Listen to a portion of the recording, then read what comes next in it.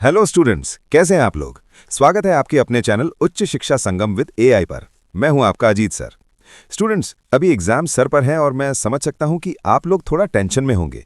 Confusion भी बहुत होगी कि sir ABTA test paper solve करें, काउंसिल का मॉडल पेपर देखें या मार्केट में जो नए मॉडल पेपर्स आए हैं उन्हें पढ़ें। आखिर फाइनल एग्जाम में क्वेश्चन आएगा कहाँ से। तो देखो यार, आपकी इसी कन्फ्यूजन को दूर करने के लिए मैंने एक छोटा सा काम किया है। मैंने पिछले 2 दिनों में हिंदी के सारे इंपॉर्टेंट पेपर्स को एक साथ टेबल पर रखा। मैंने एबीटीए चेक किया, काउंसिल का पेपर देखा और बाकी सारे मॉडल्स को भी कंपेयर किया। और जानते हैं क्या हुआ? मुझे एक बहुत इंटरेस्टिंग चीज मिली। मैंने देखा कि कुछ ऐसे क्वेश्चंस हैं जो हर जगह कॉमन है। मतलब वो सवाल एबीटीए में भी है, काउंसिल वाले पेपर में भी है और बाकी सेट्स में भी बार बार रिपीट हो रहा है। तो आज मैं आपके लिए उन्हीं कॉमन क्वेश्चंस की लिस्ट लेकर आया हूं। अगर कोई सवाल हर गेस्ट पेपर में दिख रहा है तो इसका मतलब है कि बोर्ड एग्जाम में उसके आने का चांस बहुत ज्यादा है। तो बस अब टेंशन फ्री हो जाओ। आज हम उन्हीं सवालों को डिस्कस करेंगे जो आपके मार्क्स पक्के करवा देंगे। तो चलिए फटाफट शुरू करते हैं। तो चलिए स्टूडेंट्स, सबसे पहले हम बात करते हैं 2 मार्क्स वाले क्वेश्चंस की। मैंने जब एबीटीए और काउंसिल के पेपर्स को कंपेयर किया तो देखा कि ये 5 सवाल ऐसे हैं जो बार बार रिपीट हो रहे हैं। मतलब इनका आना लगभग तय है। हमारा पहला और सबसे इंपॉर्टेंट क्वेश्चन है लता मंगेशकर वाले पार्ट से।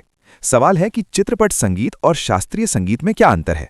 देखिए, इसका आंसर आपको बहुत स्मार्ट तरीके से लिखना है। आप कहेंगे कि लेखक कुमार गंधर्व के अनुसार शास्त्रीय संगीत यानी क्लासिकल म्यूजिक का मेन फीचर है उसकी गंभीरता, ग्रेविटी है, जबकि चित्रपट संगीत यानी फिल्मी संगीत का मेन गुण है उसकी चपलता और तेज लय। शास्त्रीय संगीत में ताल सुर के नियम पक्के होते हैं, लेकिन चित्रपट संगीत में मिठास और सुलभता पर ज्यादा ध्यान दिया जाता है। बस ये गंभीरता और चपलता शब्द जरूर लिखना, आपको पूरे नंबर मिलेंगे। दूसरा सबसे ज्यादा रिपीट होने वाला सवाल है कहानी राजा निर्बंसिया से। सवाल है कि बचन सिंह कौन था और उसका तबादला कहां हुआ। इसमें बहुत से स्टूडेंट्स कंफ्यूज हो जाते हैं। आपको एकदम क्लियर लिखना है। बचन सिंह पेशे से एक कंपाउंडर था और उसका तबादला यानी ट्रांसफर कस्बे के उसी अस्पताल में हुआ था जहां जगपति रहता था। बस 2 बातें याद रखिए, कंपाउंडर और कस्बे का अस्पताल। तीसरा सवाल भी इसी कहानी से है।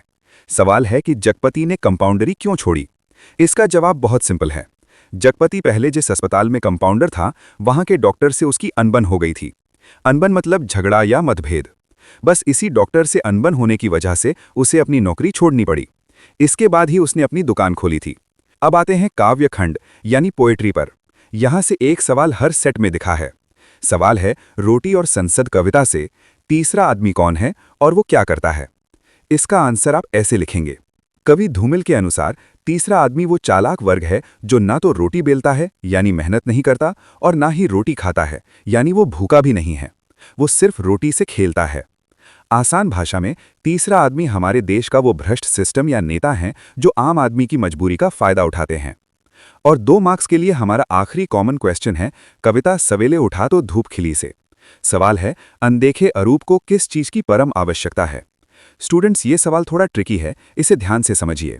अनदेखे अरूप मतलब जिसका कोई शेप नहीं है, तो उसे सबसे ज्यादा जरूरत होती है रूप यानी शेप की। और उसे ये रूप कौन दे सकता है? उसे ये रूप सिर्फ एक सृजनकर्ता या कलाकार ही दे सकता है जो अपनी कला से उस फीलिंग को एक आकार देता है। तो स्टूडेंट्स, 2 मार्क्स के लिए बस ये 5 सवाल एकदम रट लीजिए क्योंकि ये पेपर में छपे हुए मिल सकते हैं। तो चलिए स्टूडेंट्स, अब हम आगे बढ़ते हैं और देखते हैं 3 मार्क्स वाले सबसे इंपॉर्टेंट क्वेश्चंस। देखिए, ये सवाल व्याख्यामूलक होते हैं। इसमें आपको रट्टा नहीं मारना है, बल्कि लाइन का मतलब और उसका कॉन्टेक्स्ट समझाना है। मैंने सारे पेपर्स एनालाइज किए हैं और ये 4 सवाल ऐसे हैं जो हर जगह कॉमन है। सबसे पहला और सबसे इंपॉर्टेंट क्वेश्चन है कहानी राजा निरबंसिया से। लाइन है आदमी को पाप नहीं पश्चाताप मारता है। ये लाइन ऑलमोस्ट हर पेपर में है। इसका आंसर लिखते समय सबसे पहले आप बताएंगे कि ये कथन कहानी के मुख्य पात्र जगपति का है। इसका मतलब क्या है? देखिए, जगपति कहना चाहता है कि इंसान से गलती होना या पाप होना उतनी बड़ी बात नहीं है, लेकिन उस पाप के बाद जो गिल्ट होता है, जो पश्चाताप होता है, वो असली जहर है। पाप तो एक घटना है जो हो गई, लेकिन पश्चाताप एक धीमा जहर है जो इंसान को अंदर ही अंदर घून की तरह खोखला कर देता है। जगपति की मौत बीमारी से नहीं, इसी पश्चाताप से हुई थी। बस ये सेल्फ गिल्ट वाला पॉइंट अच्छे से समझा देना। दूसरा सवाल कविता रोटी और संसद से है। पंक्तियां हैं, क्या तुमने सुना कि ये लोहे की आवाज है या मिट्टी में गिरे हुए खून का रंग। स्टूडेंट्स, ये 3 नंबर के लिए बहुत ही डीप क्वेश्चन है। यहां कवि धूमिल आपसे पूछ रहे हैं कि क्या आप 2 चीजों में फर्क पा रहे हैं। पहला है लोहे की आवाज। इसका मतलब है सरकार या संसद का वो शोर, वो कड़े कानून जिनमें कोई दया नहीं है। और दूसरा है खून का रंग। इसका मतलब है आम जनता का दर्द, उनकी भूख और उनकी पीड़ा। कवि व्यंग्य कर रहा है कि संसद में जो फैसले हो रहे हैं, क्या वो जनता के दर्द को समझ रहे हैं या बस लोहे की तरह कठोर हैं। तीसरा कॉमन क्वेश्चन नाटक अंधा युग से है।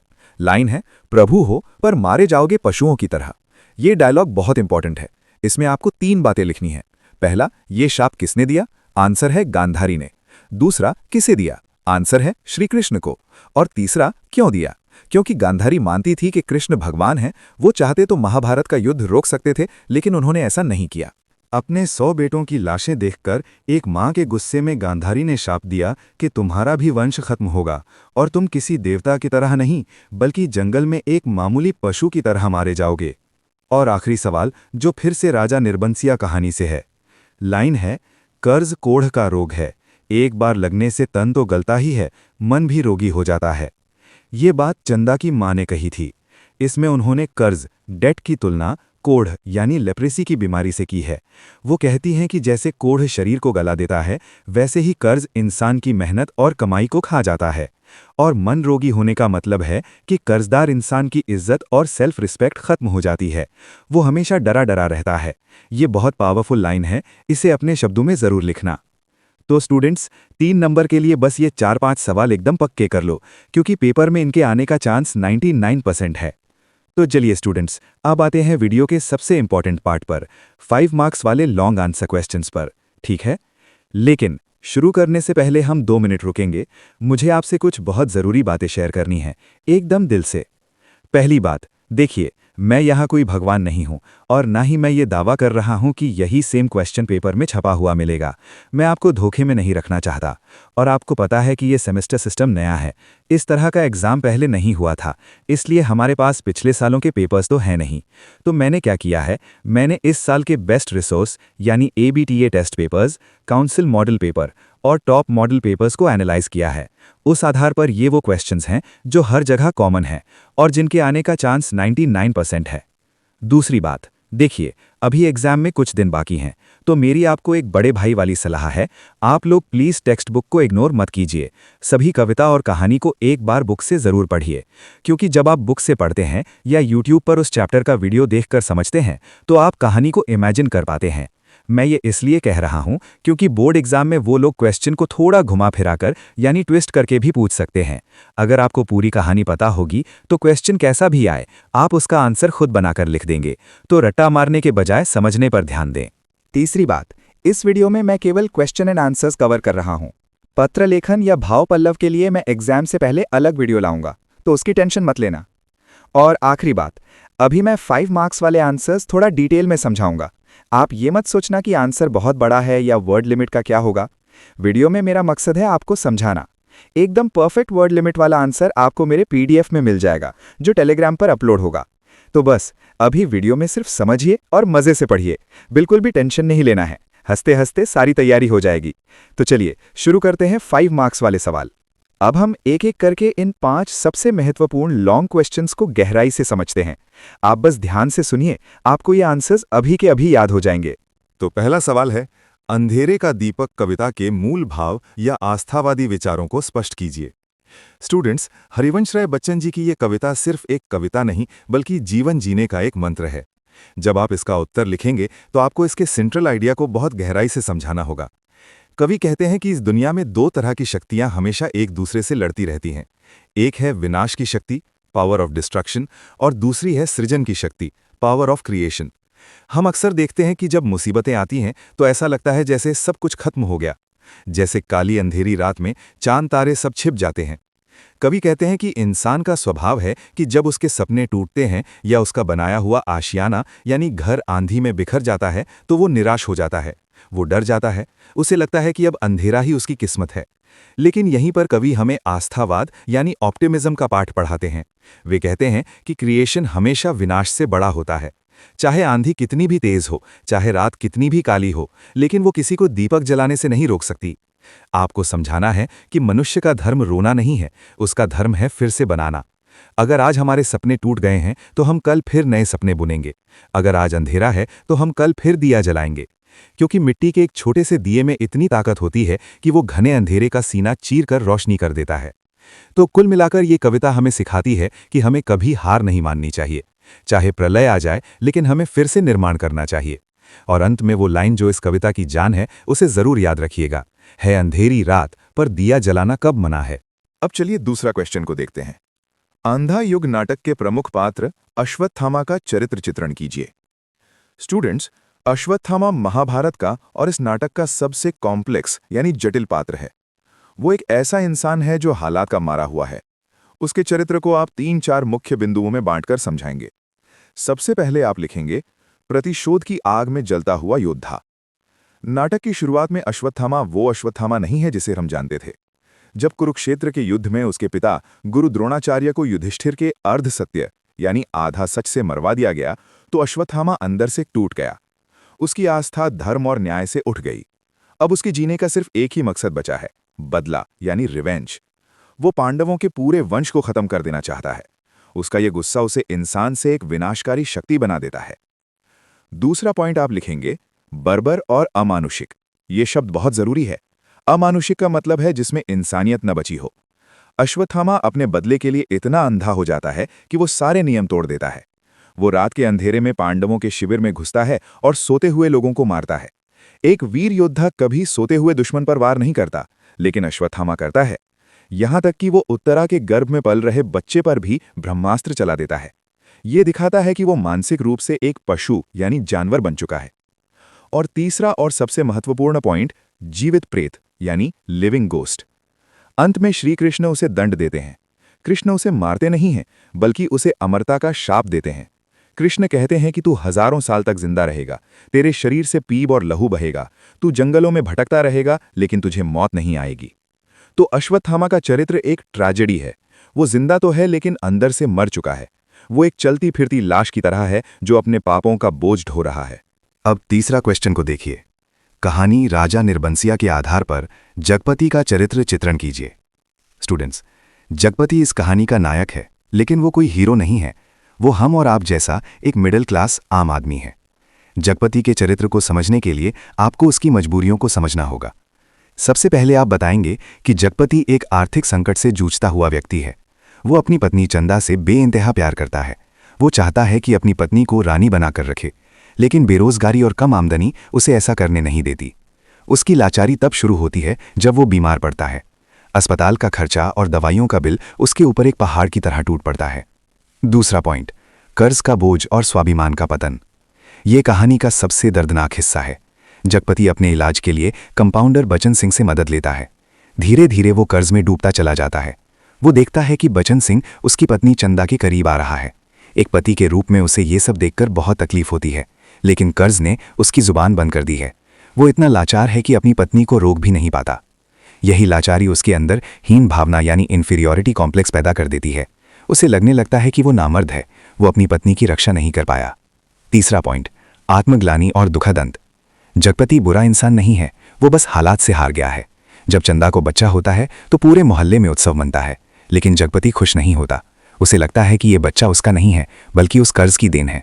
अंत में वो इस मानसिक तनाव को झेल नहीं पाता। वो अफीम खाकर आत्महत्या कर लेता है। आपको लिखना है कि जगपति की मौत किसी बीमारी से नहीं हुई, बल्कि उसकी मौत अपनी ही नज़रों में गिर जाने से हुई। वो राजा था, लेकिन निर्बंसिया यानी बिना वंश का होकर मरा। अब चलिए चौथा क्वेश्चन को देखते हैं। लता मंगेशकर की गायन विशेषताओं पर प्रकाश डालिए। स्टूडेंट्स, ये प्रश्न भारतीय गायिकाओं में बेजोड़ लता मंगेशकर पाठ से है, जिसे कुमार गंधर्व ने लिखा है। इसमें आपको लता जी की तारीफ सिर्फ ये कहकर नहीं करनी कि उनकी आवाज़ मीठी है, बल्कि आपको टेक्निकल बातें लिखनी हैं जो लेखक ने बताई हैं। सबसे पहली विशेषता है गानपन। लेखक कहते हैं कि जैसे मनुष्य होने का मतलब है कि उसमें मनुष्यता हो, वैसे ही संगीत का मतलब है उसमें गानपन हो। गानपन का अर्थ है गाने में वो जादू, वो मिठास और वो मस्ती जो सुनने वाले को पागल कर दे। लता जी के गाने में ये गानपन 100% मौजूद है। जब हम उनका गाना सुनते हैं तो हम दुख दर्द भूल जाते हैं। उनकी आवाज़ में एक अजीब सी निर्मलता है जो सीधे दिल में उतर जाती है। दूसरी सबसे बड़ी विशेषता है नादमय उच्चार। इसको थोड़ा ध्यान से समझिए। लेखक कहते हैं कि लता जी जब गाती हैं तो उनका शब्द उच्चारण यानी प्रोनंसिएशन गजब का होता है। अक्सर गायकों के साथ ये होता है कि एक शब्द खत्म होने और दूसरा शब्द शुरू होने के बीच में एक गैप या सूनापन आ जाता है, लेकिन लता जी उस गैप को अपने सुरों की गूंज यानी आलाप से भर देती हैं। ऐसा लगता है जैसे एक शब्द पिघलकर दूसरे शब्द में मिल रहा है। ये खूबी लता जी को बाकी सबसे अलग बनाती है। तीसरी बात आप लिख सकते हैं करुण और श्रृंगार रस। लेखक का मानना है कि लता जी ने करुण रस यानी सैड सॉन्ग से ज़्यादा श्रृंगार रस यानी रोमांटिक या हैप्पी सॉन्ग्स और मुग्ध श्रृंगार में न्याय किया है। उनकी आवाज़ में जो कोमलता और पतलापन है वो तेज़ लय वाले गानों के लिए एकदम परफेक्ट है। अब चलिए पांचवा और लास्ट क्वेश्चन को देखते हैं। अंधा युग नाटक के शीर्षक की सार्थकता यानी सिग्निफिकेंस ऑफ टाइटल स्पष्ट कीजिए। स्टूडेंट्स, ये प्रश्न बहुत गहरा है। इसमें आपको बताना है कि धर्मवीर भारती ने इस नाटक का नाम अंधा युग ही क्यों रखा। क्या उस जमाने में सब लोग अंधे थे? इसका उत्तर है नहीं। ये आंखों का अंधापन नहीं है, ये विवेक यानी विजडम या इंटेलेक्ट का अंधापन है। नाटक का शीर्षक पूरी तरह से सार्थक है यानी जस्टिफाइड है, क्योंकि इस नाटक का हर एक पात्र किसी न किसी तरह के अंधेपन का शिकार है। आप उदाहरण देकर समझाएंगे। धृतराष्ट्र, वो जन्म से अंधे थे, लेकिन उससे भी ज्यादा वो अपने पुत्र मोह में अंधे थे। उन्होंने दुर्योधन की गलतियों को कभी नहीं रोका। गांधारी, उसने अपनी आंखों पर पट्टी बांध रखी थी। वो ममता और बाद में प्रतिशोध यानी बदले में अंधी हो गई थी। उसे सही गलत दिखना बंद हो गया था। अश्वत्थामा, वो अपने क्रोध और निराशा में अंधा था। उसे ये भी याद नहीं रहा कि बच्चों और औरतों को नहीं मारना चाहिए। युधिष्ठिर, यहाँ तक कि धर्मराज युधिष्ठिर भी सत्ता के खेल में अर्ध सत्य यानी आधा झूठ बोलने के अंधेपन में फंस गए थे। लेखक कहना चाहते हैं कि जब जब इंसान का विवेक यानी सोचने की शक्ति मर जाता है तब तब अंधा युग आता है। और आज का हमारा समय भी इससे अलग नहीं है। आज हम परमाणु हथियार बना रहे हैं, युद्ध कर रहे हैं। ये भी तो एक तरह का अंधापन ही है।